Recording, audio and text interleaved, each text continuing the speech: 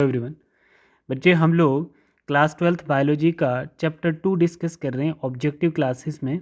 ठीक है, हमने चैप्टर 2 में ह्यूमन रिप्रोडक्शन लिया है, उसका सेक्शन ए देख रहे हैं। ठीक है, और फिर उसके बाद हम लोग इसी चैप्टर के सीबीएसई क्वेश्चन 2024 के प्रीवियस ईयर भी देखेंगे। क्वेश्चन नंबर फर्स्ट में क्या पूछा है ह्यूमन रिप्रोडक्शन के, जो 2020 से लेके 2024 तक जितने क्वेश्चन पूछे गए वो सब हमने यहाँ पे रखे हैं। ठीक है, अब इसमें क्या पूछा है बच्चे, a technique of preserving seed, vegetative propagule, sperm, ova, tissue at temperature of liquid nitrogen is called, उसको क्या बोलेंगे बच्चे हम लोग, क्रायो प्रिजर्वेशन बोलेंगे। ठीक है बेटा, बता रहा है कि क्रायो प्रिजर्वेशन एक typically involve temperature around -196 degree Celsius. ठीक है, कितना टेम्परेचर, 196 डिग्री सेल्सियस माइनस, है ना, ऑफ लिक्विड नाइट्रोजन।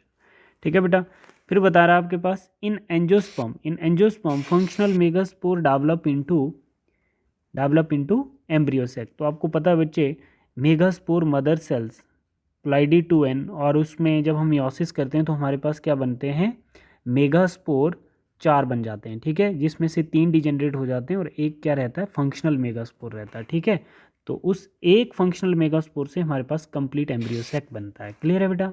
ठीक है, नेक्स्ट हमारे पास क्वेश्चन है antrum cavity are seen in Graafian follicle. किस में दिखेगी आपको एंट्रम कैविटी, ग्राफिन फॉलिकल्स में दिखेगी बेटा, है ना।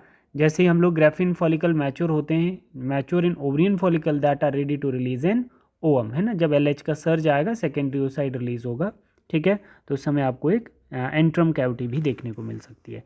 नेक्स्ट क्वेश्चन नंबर 4 में बता रहा है spermatid are change into spermatozoa.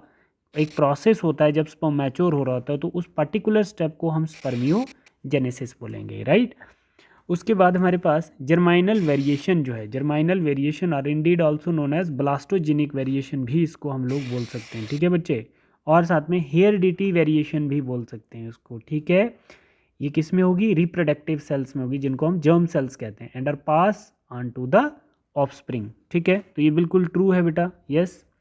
Next question है failure of testis descent to scrotum is known as क्या बोलेंगे बच्चे इसको, क्रिप्टोचिडिज्म बोलेंगे इसको हम लोग, क्या बोलेंगे, क्रिप्टोचिडिज्म बोलेंगे इसको, क्रिप्टोचिडिज्म।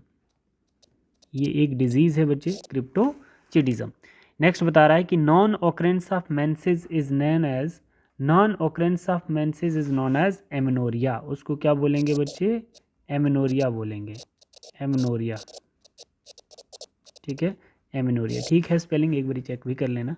एमेनोरिया क्या होता है बच्चे, amenorrhea refer to condition when a woman has not had her first menstrual period, that is menarche, at the age of 16 round. ठीक है, नेक्स्ट आपके पास आता है बच्चे degenerated corpus luteum is known as, उसको हम क्या बोलेंगे बच्चे, कार्पस एल्बिकॉन। उसको क्या बोलेंगे, कार्पस एल्बिकेंस, कार्पस एल्बिकेंस। ठीक है, number of egg released in life time of women is approximately 400 से लेके 500। ठीक है, प्रोडक्शन की बात नहीं कर रहा है, ये रिलीज की बात कर रहा है। ठीक है बेटा, ठीक है।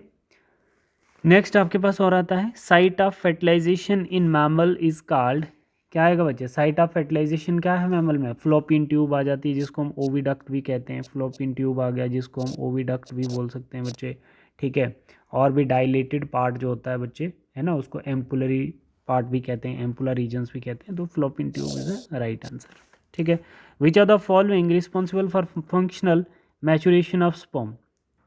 ठीक है, कौन सा है इसमें, epididymis, testis, vas deferens, none of this. तो इसका करेक्ट आंसर क्या है बच्चे, vas deferens with other part of the male reproductive tract is responsible for functional maturation of sperms, but more specifically it is epididymis which is closely associated with vas differentia।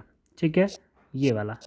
ठीक है बेटा, next आपके पास आएगा बच्चे, ये बारी एक बारी फिर से देख लेना, ये वाला क्वेश्चन नंबर 12, क्वेश्चन नंबर 12। ठीक है, which are the following responsible for functional maturation 2020 का क्वेश्चन है, testis, B epididymis, vas deferens, none of this. तो आप इसमें याद रखेंगे कि इसका जो करेक्ट आंसर है ना बच्चे, वो है एपिडिडाइमिस। ठीक है, epididymis is a responsible for functional maturation of sperm. और भी इसके कुछ फंक्शन होते हैं, where they acquire motility and fertilising ability. ठीक है, तो ये प्रीवियस ईयर हम लोगों ने कर लिए हैं। अब हम लोग देखते हैं यहाँ पर CBSE के question. Which are the following hormone secreted by the human placenta that help in maintenance of pregnancy. तो बच्चे आपको पता होना चाहिए ह्यूमन कोरियोनिक गोनेडोट्रोपिन हार्मोन है, ठीक है, जो क्या करता है बच्चे, मेंटेन करता है किसको, प्रेगनेंसी को।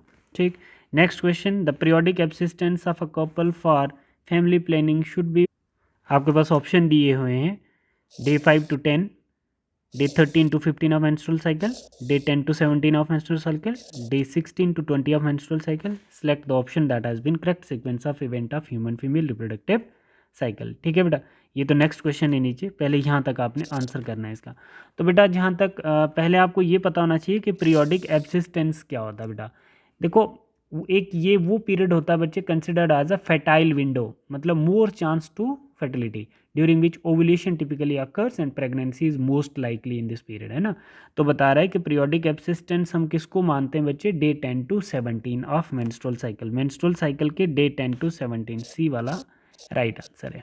ठीक है, नेक्स्ट हमारे पास क्वेश्चन आता है, select the option that has been correct sequence of event of human female reproductive cycle.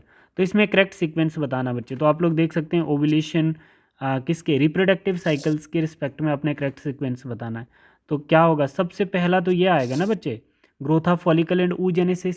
ठीक है बच्चे, फिर उसके बाद क्या होगा, पार्ट ऑफ एसएच की सिक्रीशन होनी चाहिए। ठीक है, फिर उसके बाद हमारे पास क्या आएगा, सडन इंक्रीज एलएच का होना चाहिए बच्चे, थर्ड। और फिर उसके बाद हमारे पास क्या आएगा बच्चे, ठीक है, फिर ये आना चाहिए growth of corpus luteum and then ovulation. ठीक है, तो ये इसमें मुझे ये वाला पार्ट मोर एक्यूरेट लगता है। ठीक है बच्चे, C part is a right answer. ठीक है, this sequence represent the correct order of event in human female reproductive cycle. ठीक है बेटा, अब हम लोग इसी में चैप्टर 3 भी देख लेते हैं बच्चे। इसी वीडियो में हम लोग क्वेश्चन नंबर 1 देख लेते हैं चैप्टर 3 का, मतलब रिप्रोडक्टिव हेल्थ का। Expand the term MTP, medical terminating pregnancy. Maximum survival and reproductive capacity shown by a population under optimal environmental condition is called biotic potential बोल सकते हैं इसको हम लोग। ठीक है, या बायोलॉजिकल पोटेंशियल या बायोटिक पोटेंशियल। ठीक है बेटा, नेक्स्ट क्वेश्चन है, expand the term GIFT zygote intrafallopian transfer. Expand the term IVF, in vitro fertilization and sexual transmitted disease. Expand the term STD, similar हो गया। अब CBSE के इसके छोटा ही चैप्टर है, CBSE के क्वेश्चन देख लेते हैं बच्चे इसके। CBSE में पूछा है, study the given table contraceptive, पहले ये देख लो कॉन्ट्रासेप्टिव मेथड और मोड ऑफ एक्शन। तो हम लोग सबसे पहले यहाँ पर इसका ये वाला देख लेते हैं बेटा, ये वाला क्वेश्चन देख लेते हैं। इसमें select the options where contraceptive methods are correctly matched with their mode of action. तो हम लोग देखेंगे बच्चे कॉन्डम का क्या है, जैसे ये वाला हम जानते हैं बच्चे, तो इसका क्या रहेगा, कॉन्डम जो होता है बच्चे ये क्या करेगा, prevent sperm reaching to the cervix, 1, B का 1 आ जाएगा बच्चे। ठीक है, तो ये जैसे हो गया हमारा। फिर उसके बाद हमारे पास आता है कॉपर टी प्रिवेंट इम्प्लांटेशंस, क्या करेगी ये जो कॉपर टी होती है बच्चे, ये मतलब डी का 2, डी का आ गया 2। ठीक है बच्चे, फिर उसके बाद आपके पास आता है पिल इनहिबिट ओवुलेशंस, पिल जो होती है वो क्या करती है, ओवुलेशंस को इनहिबिट करेगी। ठीक है, और लास्ट जो है semen contain no sperm, that is vasectomy.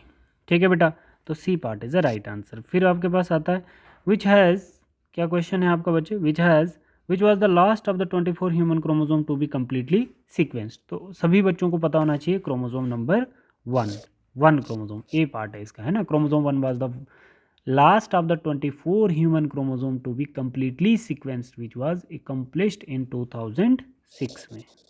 ठीक है बेटा, तो ये हो गए आपके चैप्टर 3 तक।